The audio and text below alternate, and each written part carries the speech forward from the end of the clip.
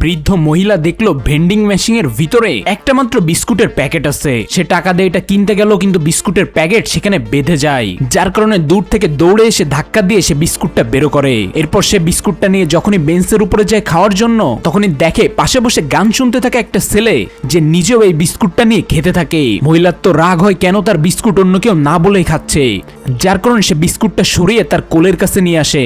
দেখা যায় ছেলেটা এখান থেকেও বিস্কুটটা নিয়ে খাওয়া শুরু করে, যেন তার কোনো লজ্জাই নেই।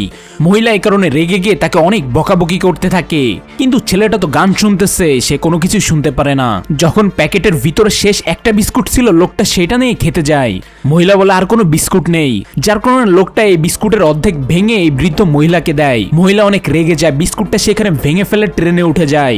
ট্রেনে উঠে সে যখন টিকিটটা চেক করতে যায়, তখন তার ব্যাগের ভিতরে দেখে তার বিস্কুটটা তো এখনো তার ব্যাগেই আছে। তখন মহিলার মনে পড়ে বিস্কুটটা নিয়ে সে ব্যাগের ভিতরে রেখেছিল, আর ওই বিস্কুটটা আসলে ওই লোকটারই ছিল, যেটাকে সে নিজের মনে করে এত সময় খাচ্ছিল।